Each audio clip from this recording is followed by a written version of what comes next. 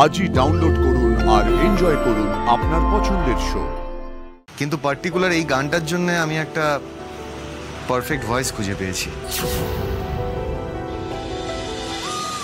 আমি যখন খুব ছোট, আমার দিদি দুজনেরই গানের গলা খুবই ভালো ছিল। আমরা দুজন একই দিদিমণির কাছে গান শিখতাম। ধা ধা ধা ধা হচ্ছে না কাকুই, হচ্ছে না। 7 দিন ধরে একটা ধা লাগাতে পারছো না?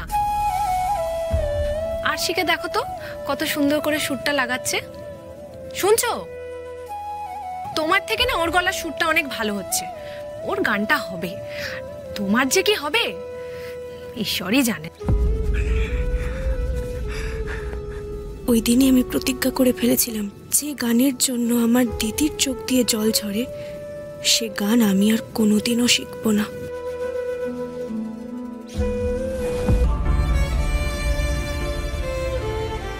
ওই শেষ।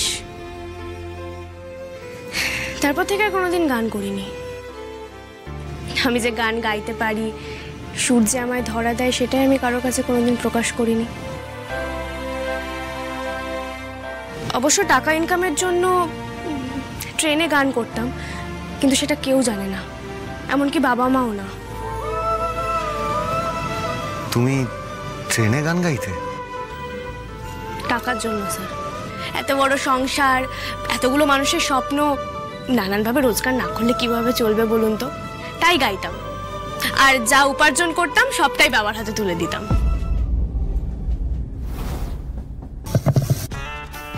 মেহেরবান কাদারদান, আমি আরশি হাজির হয়েছি শোনাতে গান। ভাগ্য যার যার, হেজ হেজ হুজুজ, টাইম ইজ মানি, করে ফেলুন গান চুজ। फरमाइए जनाब, पूरा कीजिए ख्वाब। हम तो ऐसे हैं भैया, हो जा जो हुकुम मेरे आका। কিন্তু সেই দিন দিদিমণির বলা কথা আর দিদির চোখের জল দেখে আমার গান নিয়ে দেখা সমস্ত স্বপ্ন, নাম, যশ, প্রতিপত্তি সবটাই আমি দিদির জন্য ছেড়ে দিয়েছি।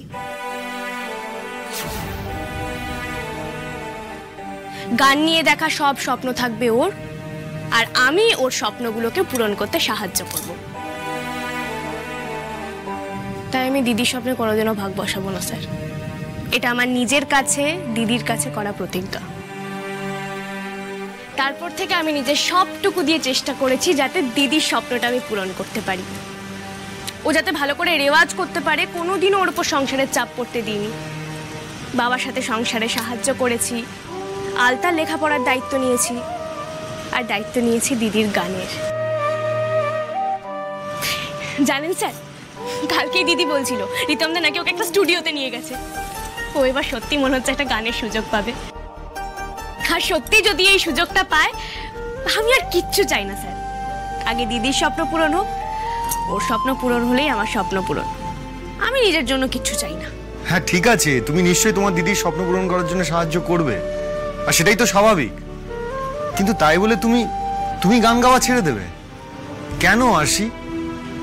ওই যে বললাম, তোমরা দুজনেই তো গায়িকা হতে পারো। না স্যার, তাকে বললাম না, দিদিমণির কথায় বড় ভয় ধরে গেছে মনে। নিজের মুখে বলছি বটে, যদি এটাই সত্যি হয় স্যার যে আমি দিদির থেকে বেটার গাই, তাহলে তো দিদি পিছিয়ে পড়বে স্যার। আর আমি সেটা হতে দিতে পারবো না স্যার। আমি আমার দিদির পথের কাঁটা হতে পারবো না স্যার। আগে ও বড় হোক, ওকে মানুষ চিনুক, ভালোবাসুক, ওর নাম হোক, যশ হোক, খ্যাতি হোক, তারপর আমি দেখব যদি মানুষ আমাকে গায়িকা হিসেবে নেয়। কিন্তু আগে দিদি। কেউ কারোর প্রতিভা কি করে এভাবে লুকিয়ে রাখতে পারে? আরে সব সময় তো পারি না স্যার। আমি চাইলেও গান আমাকে কিছুতেই ছাড়বে না। সুর আমাকে এখনো টানে, একদম আষ্টে পিষ্টে বেঁধে রাখতে চায়। যখন আমি রাস্তা দিয়ে হেঁটে যাই, কোনো ইনস্ট্রুমেন্টের দোকানে দোকানদার হারমোনিয়াম আর গিটার টিউন করে, আমি যত ভিড়ের মধ্যেই থাকি না কেন, আমার কান ঠিক সেখানে পৌঁছে যায়। আমি শুনেই বলে দিতে পারি টিউন লেগেছে কি লাগেনি।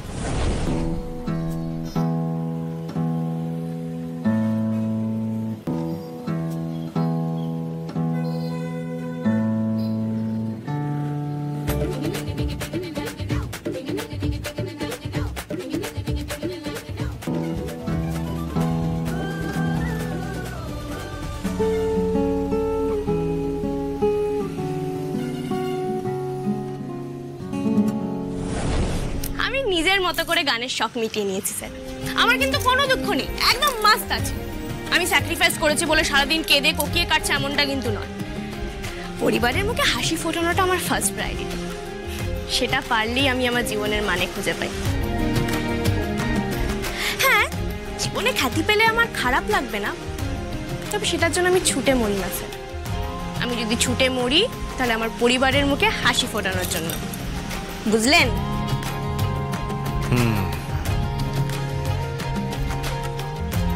এসব বলে তুমি তোমার মনকে ভুলিয়ে রেখেছ, আর এখনো তাই ট্রাই করে যাচ্ছ। হাসি, আমি বুঝি, আমি জানি তোমার ভেতরের কষ্টটা, তোমার ভেতরের যন্ত্রণাটা কি। একজন শিল্পী সবসময় চায় যে মানুষকে যাতে তার সৃষ্টি দেখাতে পারে, তার প্রতিভা যাতে মানুষের সামনে তুলে ধরতে পারে। সেদিন তানপুরা ভাঙা নিয়ে কেন তুমি ওভাবে রিয়াক্ট করলে এখন আমি বুঝতে পারছি। তানপুরাটাকে তুলে দিয়ে আছড়ে ভেঙে ফেললে। স্যার, তানপুরাটা আমার দিদি, ওটা ভাঙা যাবে না। মিউজিকের সাথে, সুরের সাথে এই অ্যাটাচমেন্ট না থাকলে ওই ইমোশনটা বেরোতো না। আসি থাক না স্যার, এই যন্ত্রণাটা একভাবে শোয়ে থাকতে থাকতে অভ্যেস হয়ে গেছে স্যার আমার।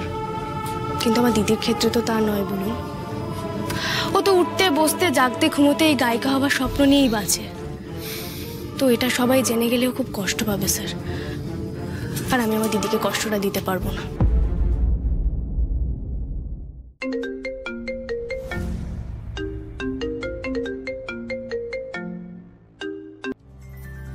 হ্যাঁ সাক্ষ্য, আরে বাপন আমাকে ফোন করেছিল।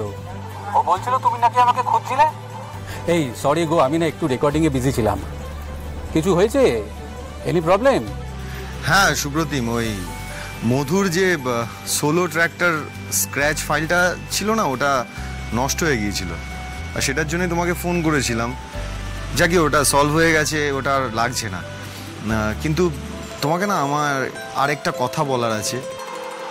সেটা হলো যে এই যে মধুর যে সোলো ভার্সনটা, স্ক্র্যাচ ভার্সনটা, তোমরা কাকে দিয়ে রেকর্ড করাবে ভেবেছো?